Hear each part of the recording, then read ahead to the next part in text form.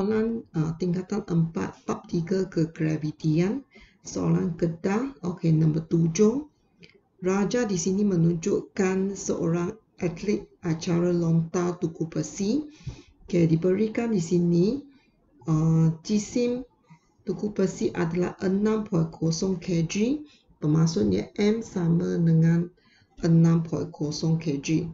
Kemudian laju linear V adalah sama dengan 20 ms negatif 1. Okey, sini adalah jejari bulatan. Okey, soalan A, lukiskan, labelkan arah laju linear V tuku besi selepas dilepaskan di Raja 7 di sini. Okey, kamu perlu lukiskan satu garisan panah-panah menunjukkan arah laju linear, tandakan simbol V. Okey, kamu perlu lihat di sini, kamu kena lukiskan bahawa garisan tersebut, panah tersebut mesti berserenjang dengan jejari bulatan yang ditunjukkan. Okey, kamu perlu lukiskan satu sahaja. Okey, sama ada ke atas atau ke bawah. Tapi hanya boleh lukis salah satu sahaja. Okey. Satu sahaja, sama ada nak lukiskan yang atas tu atau yang ke bawah itu. Okey, kemudian soalan B, hidungkan daya memusat tuku besi tersebut. Okey, rumus yang diberikan untuk daya memusat F sama dengan MV kuasa 2 per R. Okey, M sama dengan 6, V sama dengan 20. Okey, R sama dengan 120 cm. Ini perlu tukar kepada meter. Okey, meter ialah unit SI ya. Okey, jadi 1.20 meter. Okey, 1.20. Jadi jawapan akhir sama dengan 2000 Newton. Di sini perlu tunjukkan penukaran unit. Okey, gantikan nilai dan jawapan akhir dapat 3 markah. Okey, kemudian soalan C. Okey, ini adalah 3 teknik yang berbeza bagi atlet PQRS. Okey, 2 aspek yang perlu dipertimbangkan ialah laju linear dengan sudut lontaran tuku besi tersebut. Okey, di sini laju linear bagi tuku besi perlu di sini pilihan ada tinggi dan rendah. Jadi kita pilihkan tinggi. Okey, kenapa perlukan laju linear yang lebih tinggi ialah daya memusat. Okey, tinggi. Okey, atau daya memusat lebih tinggi, jadi kamu boleh dapat pecutan. Okey, pecutan memusat yang tinggi. Salah satu jawapan. Okey, atau boleh katakan sebab laju tinggi momentum. Momentum juga tinggi. Okey, lagi tenaga kinetik tinggi. Okey, jawab mana-mana salah satu jawapan. Okey, kemudian soalan 2, sudut lontaran tuku besi tersebut. Okey, sini 450 darjah, 90 darjah. Case ini kamu tak boleh tuliskan tinggi rendah sebab sini hanya boleh tuliskan nilai sahaja. Jadi kamu boleh lihat lontaran pada sudut 45 darjah. Okey, tak boleh lontarkan tuku besi ke atas. Okey, kalau ke atas akan menyebabkan jarak adalah lebih pendek. Okey, jadi pilihan sini 45 darjah. Okey, sebab adalah untuk mencapai jarak mengufuk yang maksimum. Bermaksudnya boleh bergerak lebih jauh. D. Tentukan teknik atlet acara lontar tuku besi yang paling sesuai. Okey, di sini kita lihat balik jadual yang di atas. Okey, atas ini kita nak laju linear yang tinggi. Okey, sudut 45 darjah. Jadi pilihan adalah Q. Okey, tuliskan jawapan Q. Okey, ini adalah jawapan untuk soalan nombor 7. Soalan Kelantan nombor 9. Okey, soalan yang E. Namakan hukum fizik yang kaitkan tempoh T dengan jejari orbit R. Okey, ini adalah hukum Kepler ketiga. Okey, tuliskan jawapan hukum Kepler ketiga. Soalan B. Terbitkan satu ungkapan yang terangkan hukum fizik dalam 9A. Maksudnya kamu kena terbitkan satu rumus yang menghubung kaitkan T dan R. Okey, jadi menggunakan persamaan di bawah. Okey, sini ada dua nilai F. Satu nilai F adalah daya graviti, lagi satu F adalah daya memusat. Dalam rajah 9.1 ini menunjukkan bulan dan satelit mengorbit bumi. Daya graviti bumi ke atas satelit dan bulan akan bertindak sebagai daya memusat. Jadi daya graviti adalah sama dengan daya memusat. Jadi kita gunakan hubungan ini untuk terbitkan satu ungkapan yang terangkan hukum Kepler ketiga. Okay, daya graviti dan daya memusat adalah sama, jadi gantikan persamaan yang diberikan dalam soalan. Okey, kemudian ringkaskan persamaan ini. Okey, di sini kiri ada M, kanan pun ada M. Okey, jadi R kuasa 2 dengan R pun boleh ringkaskan. GM per R sama dengan V kuasa 2 selepas ringkaskan. Okey, kemudian buat apa lagi? Okey, sekarang ialah nak gantikan V. V sama dengan 2 pi R per T. Jadi 2 pi R per T kuasa 2. Okey, kuasa 2 kan, 2 kuasa 2, 4, pi kuasa 2, R kuasa 2, T pun kuasa 2. Okey, kemudian susunkan T kuasa 2. Okey, di sini R, okay, R ini pindahkan atas jadi R kuasa 3. Okay, sebab darab silang. Okay, kemudian apa yang ada di sini 4 pi kuasa 2 GM. Okay. Jadi nampak di sini sudah hubung kaitkan T dan R. Okay, di sini sudah hubungkan T dan R. Seperti yang dinyatakan dalam hukum Kepler ketiga. Okey, kuasa 2 tempoh adalah berkadar terus dengan kuasa 3 jejari orbit. Okey, soalan C. Jejari orbit bulan adalah 57 kali ganda daripada jejari orbit satelit. Jadi sini saya tuliskan satu persamaan di sini. Okey, untuk ayat yang di atas, jejari orbit saya gunakan simbol R. R bulan. Okay, R bulan sini. RB sama dengan 57. Okay, 57 jejari orbit satelit, maksudnya RS. Okey, jadi di sini untuk soalan C ini, ayat yang pertama, jejari orbit bulan adalah 57 kali ganda daripada jejari orbit satelit ialah jejari orbit saya gunakan simbol R, bulan saya gunakan B. Okey, adalah sama dengan 57 jejari orbit satelit, jejari orbit R satelit. Okey, kemudian di sini kita perlu kirakan ialah ketinggian satelit dari permukaan bumi. Soalan C, jejari orbit bulan adalah 57 kali ganda daripada jejari orbit satelit.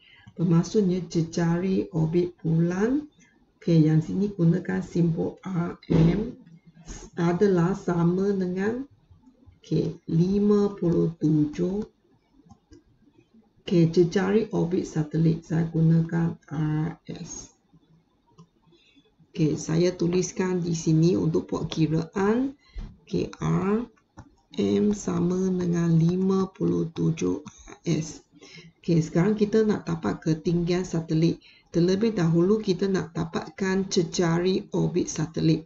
Jadi RM sudah ada. RM di sini 3.83 darab 10 kuasa 8. Ada di sini.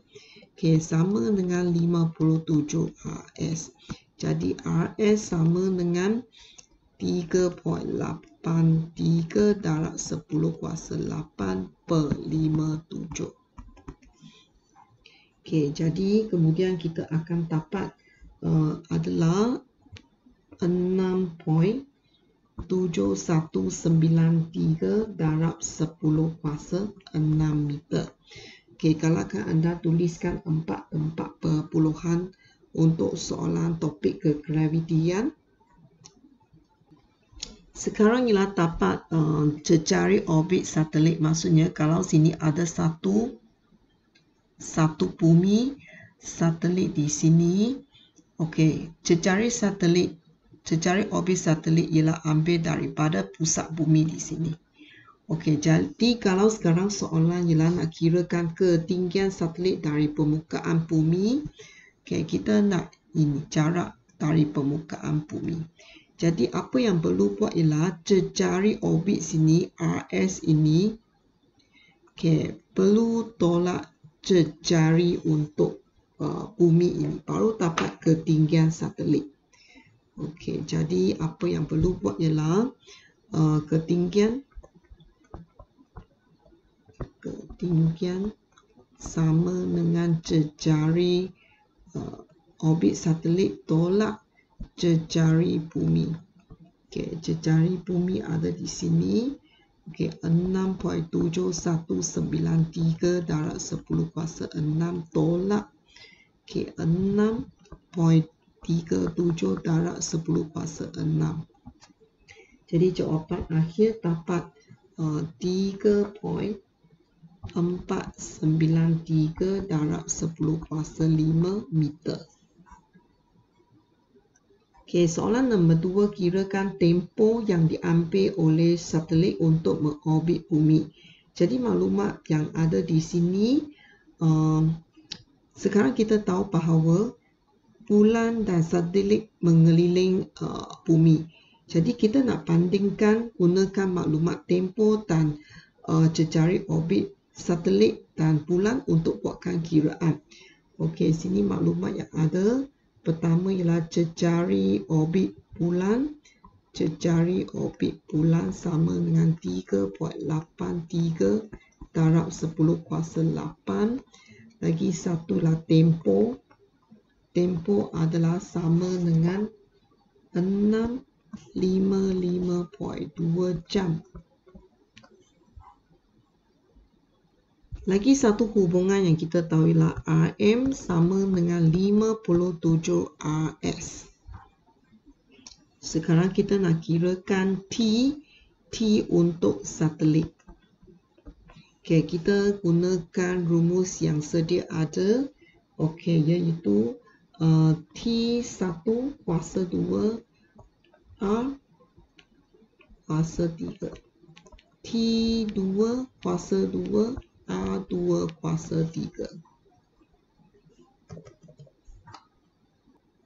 Sekarang gantikan 1 sebagai satelit, 2 sebagai bulan. Kemudian ganti nilai yang sedia ada ke dalam. TS ini adalah nilai yang perlu dicari. RS saya pindah ke sebelah sini. RS kuasa 3. TM sama dengan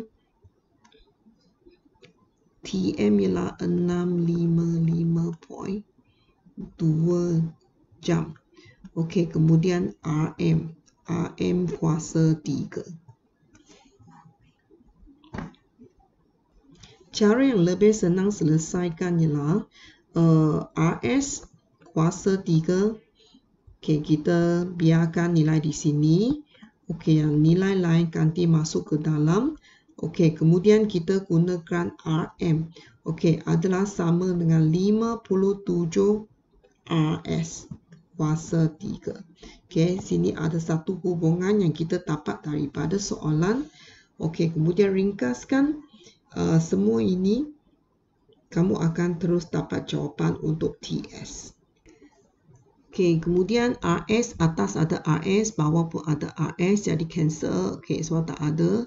Jadi tinggal 655.2 kuasa 3. Okey, lagi satu lah 57 kuasa 3. Jadi tekankan kalkulator, masukkan jawapan semua. Kemudian kamu akan dapat 1.5225 jam. Okey, di sini tak perlu tukar unit untuk masa, terus gunakan jam. Okey. Okey, kemudian soalan D. Okey, soalan D perlu pilihkan roket KLMA yang boleh digunakan dalam misi penghantaran satelit. Okey, jadi di sini ciri-ciri. Okey, kemudian penerangan. Okey, binakan satu jadual seperti ini. Okey, kemudian tuliskan semua aspek ciri-ciri pada jadual seperti soalan. Okey, pertama jisim roket, kita pilihkan jisim roket yang lebih rendah. Okey, apa sebabnya nak pilihkan jisim yang lebih rendah ialah pecutannya lebih tinggi. Pecutan tinggi. Okey, pecutan tinggi. Okey, lagi satu sebabnya kurang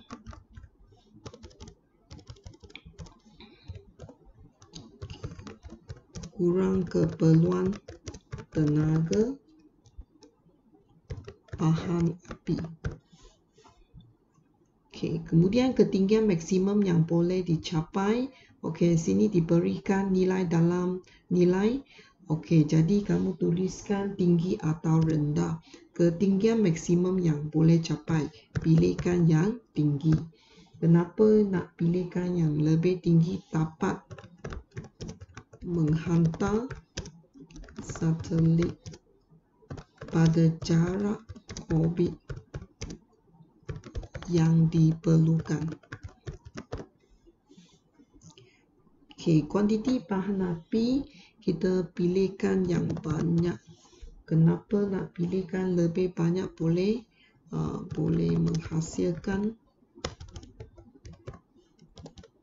menghasilkan tenaga yang lebih besar. Okey, kuasa pembakaran lebih tinggi.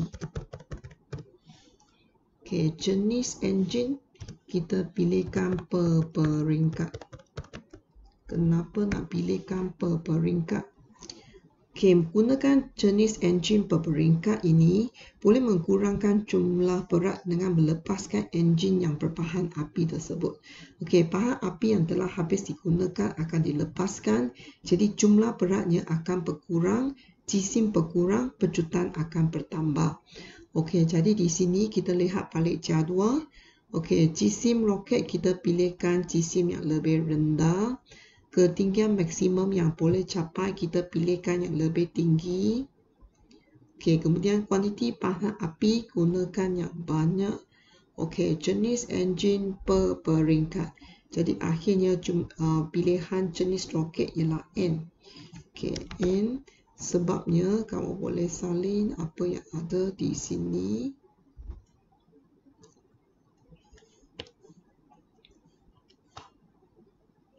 Okey, sudah siap untuk soalan ini. Okey, soalan Soalan 9, Negeri Kelantan. Soalan Pulau Pinang, soalan 11. Soalan ini Raja 11 ni menunjukkan sebuah planet yang mengeliling matahari. Jadi masa yang diambil untuk planet bergerak dari A ke B dan C ke D adalah sama. Masa sama. Ini sebenarnya berkaitan dengan hukum Kepler kedua. Okey, soalan A, nyatakan bentuk orbit. Okey, bentuk orbit adalah elips. Okey, ini juga berkaitan dengan hukum Kepler yang pertama. Okey, berdasarkan Raja 11, bandingkan panjang lengkung orbit bagi A, B dan CD. Okey. Okey, panjang lengkung. Okey, tuliskan dulu A, B. Okey. Okey. Lebih besar daripada CD. Okay, kenapa? Sebab kalau planet lebih dekat dengan matahari, planet tersebut akan bergerak dengan hal laju yang lebih tinggi. Jadi sebabkan masa yang sama tapi dia boleh bergerak dengan jarak yang lebih jauh. Jadi AB adalah lebih panjang daripada CD. Okay, nombor 2, bandingkan luas. Okay, luas yang dicangkupi adalah sama. Sebab ini adalah kaitan dengan hukum Kepler yang kedua. Jadi sini ada satu soalan yang tanyakan tentang apakah hukum, ialah hukum Kepler kedua. Okey, kemudian di sini hukum Kepler kedua. Sorry, ini adalah soalan sini. Okey. Kemudian soalan 3, bandingkan laju linear A ke B dan C ke D. Tadi cikgu sudah terangkan bahawa kalau planet lebih dekat dengan matahari, hal laju adalah lebih tinggi. Di sini kita panggilkan dia sebagai laju linear. Okey, kemudian laju linear A ke B lebih besar daripada C ke D. Kemudian nombor 4, nyatakan hubungan antara masa yang diambil. Okey, di atas ini katakan masa yang diambil adalah sama. Jadi di sini apabila masa yang diambil sama, jadi luas yang dicangkupi yang dicangkupi juga adalah sama.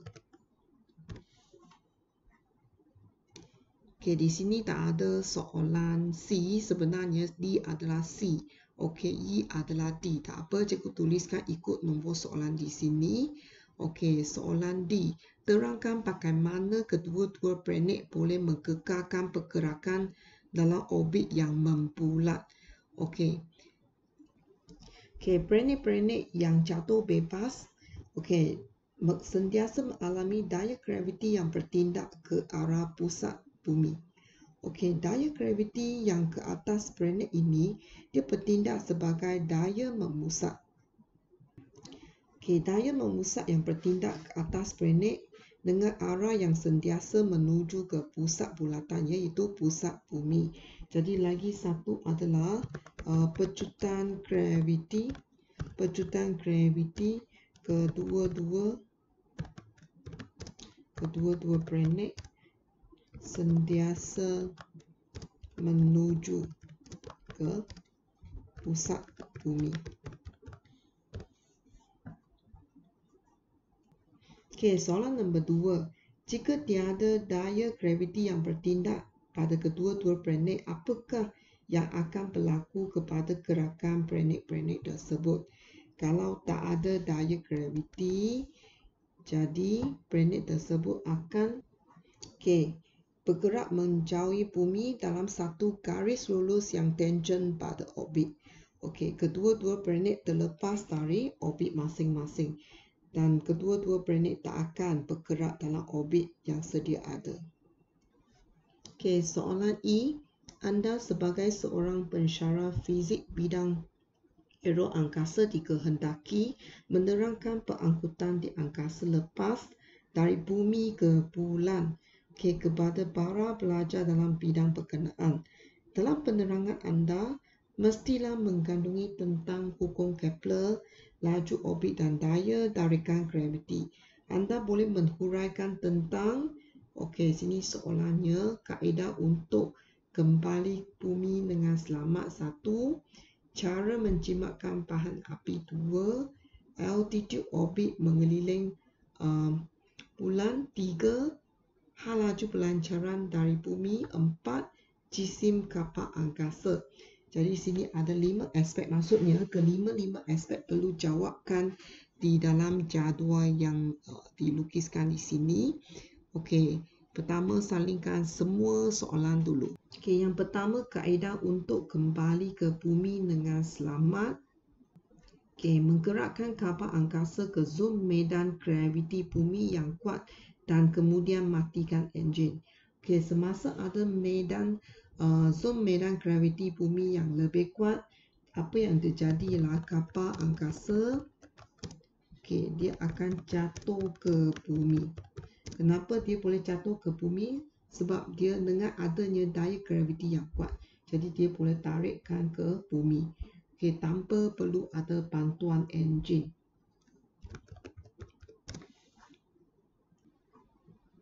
Okey, kemudian yang soalan kedua ialah cara menjimatkan pahan api. Cara menjimatkan pahan api ialah mematikan enjin kapal angkasa ketika mengorbit bulan. Kenapa kapal angkasa boleh mengorbit bulan? Dengan kerana ada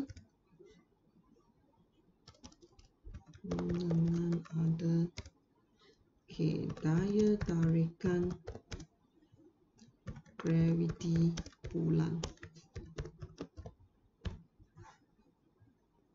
Altitude orbit mengeliling bulan. Kita perlukan lebih tinggi. Kenapa perlu lebih tinggi? Jadi daya tarikan graviti bulan adalah lebih rendah pada altitude tinggi.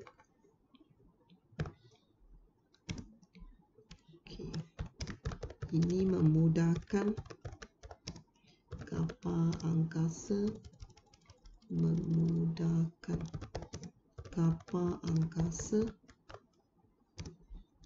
kembali ke bumi.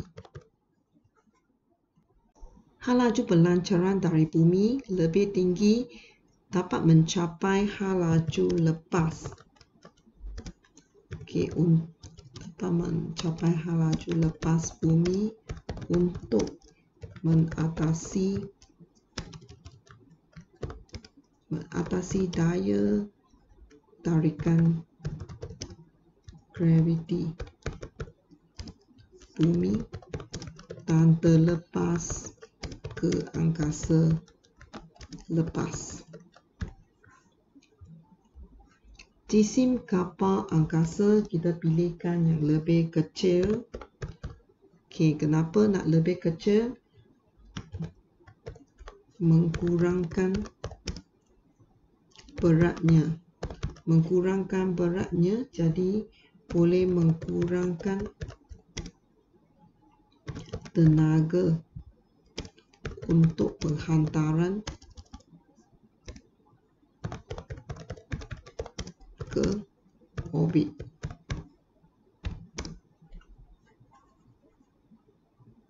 Jisim kapal angkasa kecil mengkurangkan beratnya, mengkurangkan tenaga untuk penghantaran ke angkasa lepas.